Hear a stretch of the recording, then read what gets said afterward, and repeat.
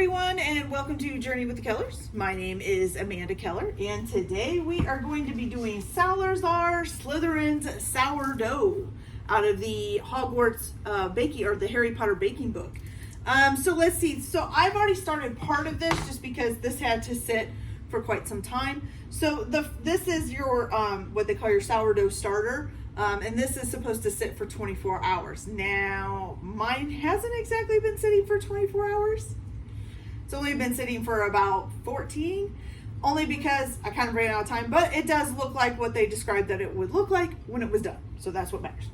Okay, so first to make this, what you're gonna need is 2 cups of flour, 1 teaspoon of active dry yeast, and then 1 cup of lukewarm water. And you're gonna mix that all up together, put it in a bowl, and then cover it with a damp towel overnight for 24 hours until you get, basically it says that the batter will rise, which it did, because it started out just this little ball in the middle, and now it's taken up quite a bit of the bowl.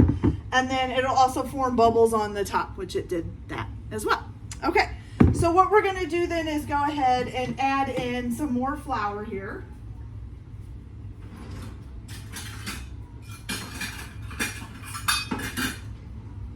Okay, so originally we did 2 cups and we need 5 cups all together. So you're gonna add another 3 cups plus a quarter.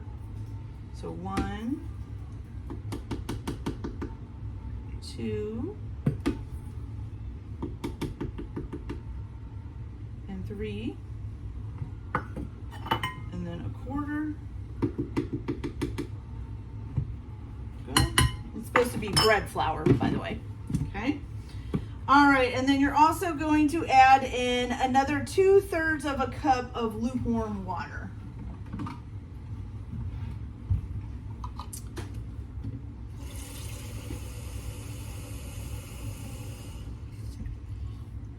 Oops, a little bit too much there.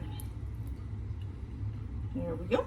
Okay, so is that lukewarm? Oh, no, that's too cold. Forgot I gotta get it warm first, though.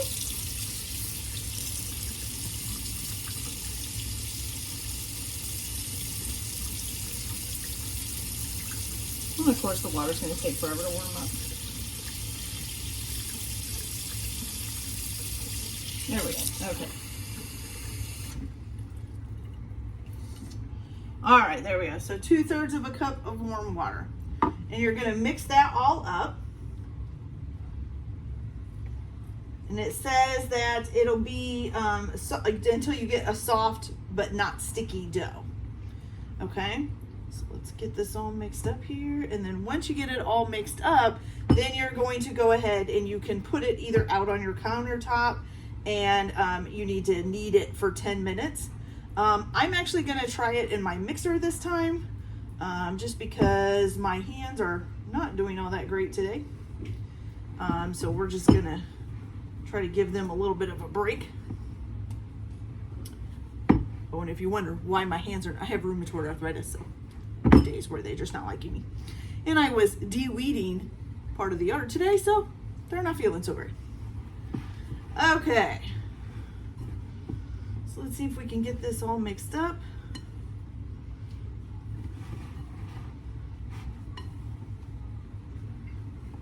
And then it does say that if it's too dry, that you can add a little bit more water. A dash of more water is what it says.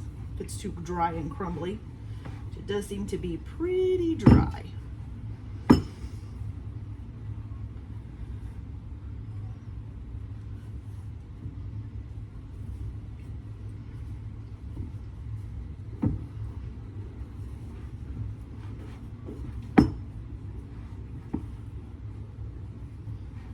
I think we're going to put a little bit more water in there.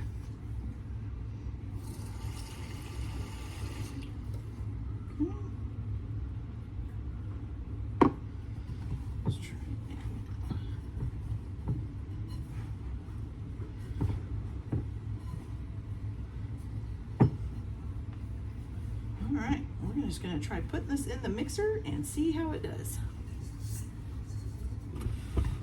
And I can just slowly add water as we go along if I need to. Right now now it is pretty crumbly.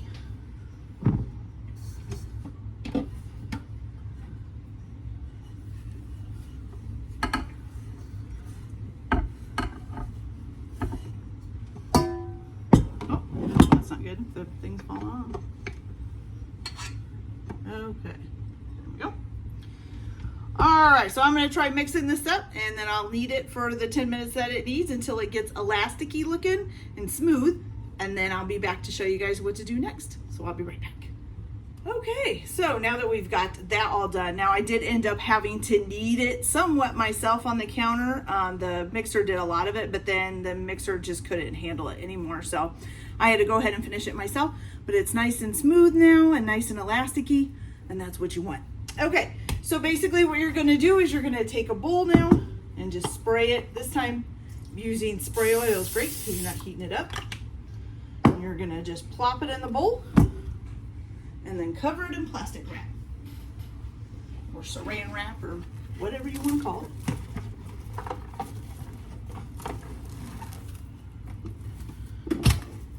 And it says you're gonna leave this in here until it doubles in size.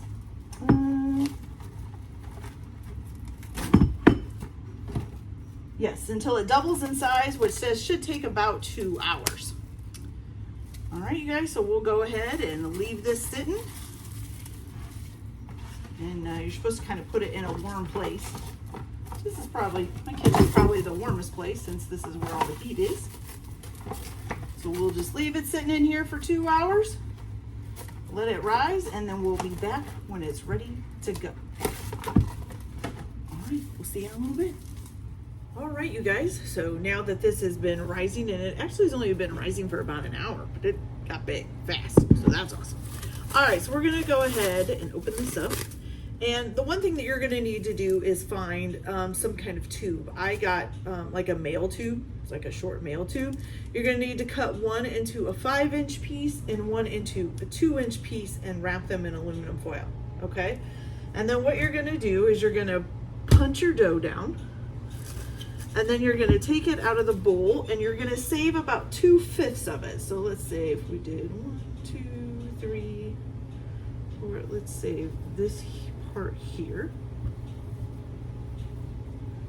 And you're gonna set that aside.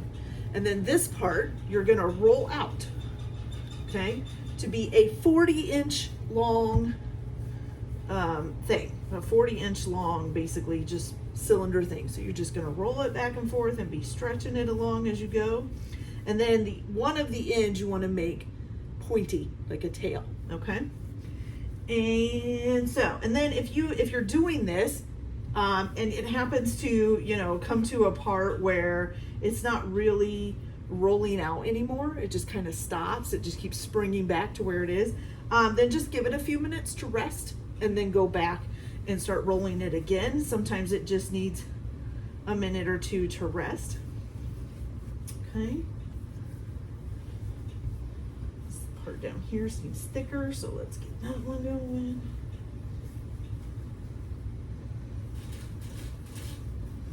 Okay, and I do have a tape measure down here rolled out to 40 inches so I can keep track of how much farther I need to go.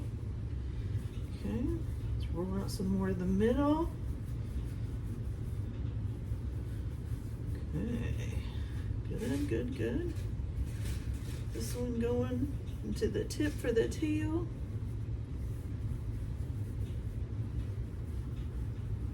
Okay, we're almost there already. Didn't take as long as I thought it would. Okay.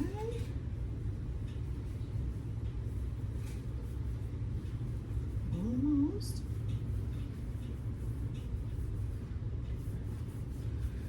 Okay, now let's get you nice and pointed for the tail here.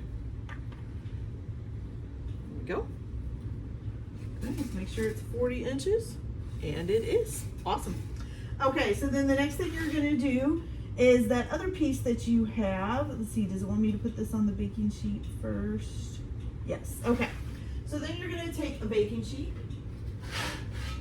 I put parchment paper on the bottom of mine. It doesn't say to do that, but I'm gonna do it anyways. You're gonna take the bigger tube that you wrapped in foil and you're gonna put it in the center.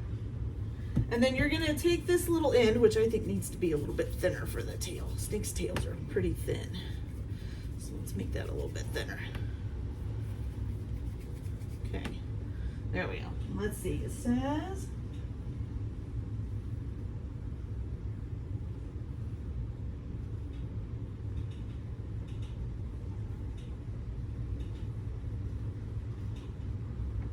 okay, so you're gonna take the part that is the tail here. And you're gonna take the whole dough and you're gonna kind of wrap it around this, but the part that's the tail, you need to kind of curl it out so that it's kind of sticking out towards one of the corners of the pan, okay? So let me see if I can get a little bit closer on that. So see how I've got his tail here, kind of rolled, sticking out towards the corner of the pan here. And then the rest of the dough, you're gonna take it and you're gonna wrap it around this tube, okay?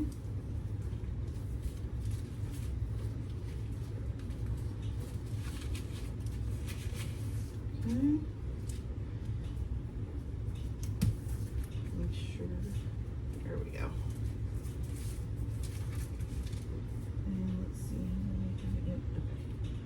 All right, and then you want to make sure that the back, the final part is at the back end of the tube. And I kind of want to spread this one out a little bit more so that it's not so tightly coiled there. There we go, perfect. Okay, so there we go, just so you can see.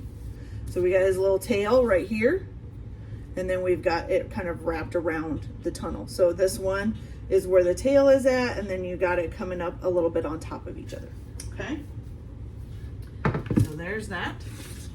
All right, so then that piece of dough that you have reserved, you're gonna go ahead and you're gonna split it in half, okay?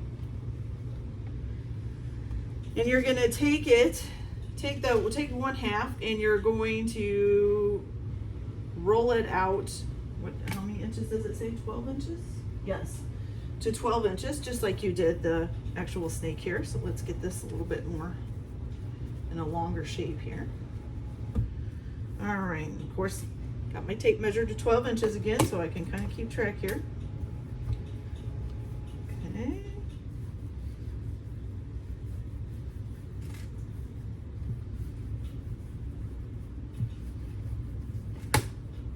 Okay, is that 12 inches? Yes, it is. Okay, and then this, you're just gonna take and you're gonna place it right on top of this one. I'm gonna kind of piece them together back here so that they'll stay. Here we go. You got a nice little snake oil. That's cool. Like it. Okay, beautiful. All right, so then for this last piece, you're gonna roll it out to about 8 inches. So let's lessen our little thingy here. And we're gonna roll this out to 8 inches, which is not much, to be honest with you. Okay. All right, and then you're gonna take the tube, the other tube, oh, not quite 8 inches. Let's give it a little bit more. Just a little more. Make sure the ends kind of stay rounded here. Got 8 inches there? Perfect, 8 inches, okay. All right, so this tube here, the little one that you did, you're gonna kind of smash it if you can. This is a postal tube, so it's a little bit, there we go. So you wanna smash it down slightly, like that. Okay, and this you're gonna set right here, and you're going to take this piece of dough and rest like the top part on top of it, like that, okay? And the reason why you're doing that is because that is going to be the snake's head coming out of the center of the coil. Isn't that cool? Okay, and then after you have that done, you're just gonna loosely cover this with oiled plastic wrap and then let it sit for another 45 minutes until it has risen, okay? All right, so I'm gonna go ahead and do that, and then I will be back when it's risen all up and we're getting ready to hopefully bake it. So I'll see you in a little bit. All right, you guys, so it's nice and risen now. As you can see, it's gotten bigger. We're gonna make sure that this has a nice little head there. I feel like it's not quite bent in. There we go. Okay. So now what you're gonna do is take one large egg and you're gonna beat it, and then you're gonna turn this basically into a wash. You're just gonna put this all over the dough here. Okay, spread this all over, make sure it looks good. These two are coming apart a little bit, so I'm gonna put them back together. Okay. And then once you get these all nice and painted, then you're gonna go ahead and just line like a whole line of poppy seeds up the sides of it and stuff like that. Kind of look like it's following the coils. Get that good and painted. We're going to do the head as well here.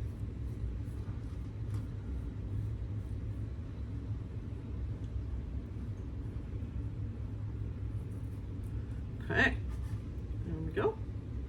Perfect. All right, so now you're just going to take some poppy seeds. Let me get this off my fingers here. I don't want the poppy seeds sticking to me. All right, so now you're just going to, I wonder if I could do it with the shaker. Yeah, probably need a little bit more than that. All right, so you're just gonna bring these right on up. Make a nice little trail going up his spirals here of poppy seeds. And of course, this recipe is basically making the basilisk from Harry Potter and the Chamber of Secrets. And if you didn't know, that set was actually I think it was the largest set. Is that what it says? Yes, it was the biggest set created during all the Harry Potter movies, which is totally cool. I do like the Basilisk movie. Let's see here. But I think this could also, even though this is probably supposed to be the basilisk, you know, could also be the snake that escaped from the zoo when he went with Dudley. Okay. All right. So now you're going to go ahead and put this in a 425-degree oven for about 20 minutes. Then when the 20 minutes is up, you're going to remove the head from the pan and take the middle coil out. And then you're going to put it back in the oven for 10 minutes. And then once we get all that done, then we'll be back to show you the last few steps. So we'll be right back. All right, you guys. So I have the little snake head out here. Look, isn't he kind of cute? That's awesome. All right, so basically what you're going to do from here is you're going to try being the main word here. It kind of already looks like he has a mouth, but you're supposed to cut out like a little slot to make his mouth. Okay. So basically, so he has like an open mouth with fangs. So let's see if I can cut this out here. Enough to do that. Oh, almost. Ah, got a big chunk stuck in there. Okay, there we go. A little good. Mouth. Okay. So then you're gonna take like the skin off of a cucumber, a little piece of it. Let's see, does it tell you how to put this on?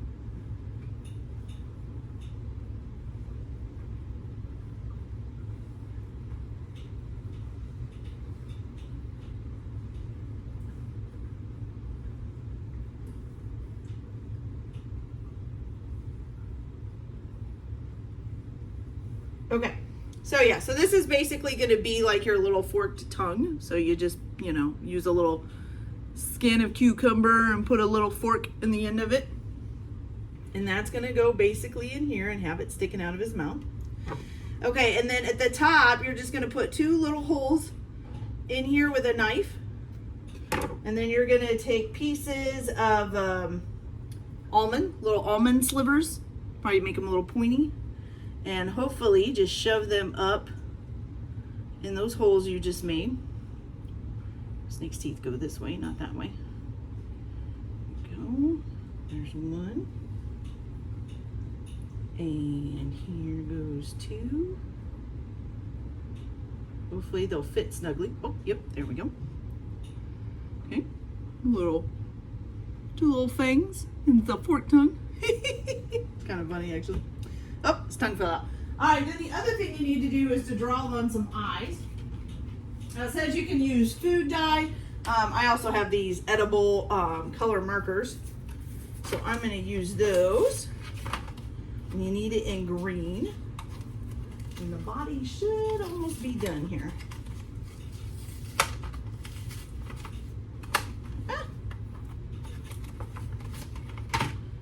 All right, so you're just gonna make two little eyes. Let's see, we don't want to put them too far back, so one on each side.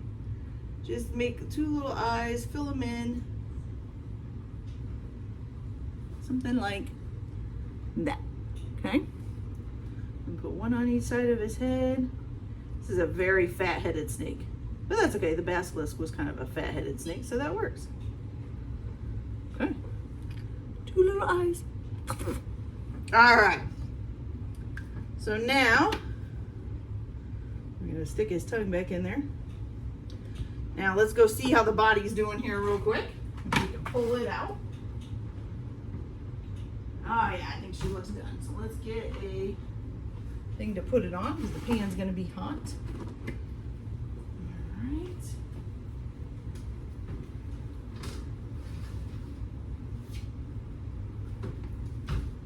All right, look at that, you guys. That looks totally awesome. I'm so excited how good this is coming out because, you know, some of the other stuff that I've done from the Harry Potter baking book did not turn out this well.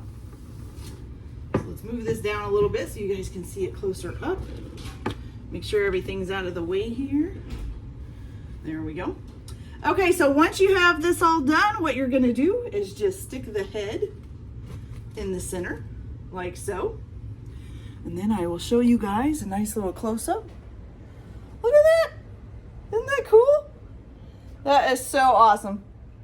I love it. All right, so I can make that. So now let's give it a try. I did cut a little bit of a piece off the bottom of the head so that I could try it.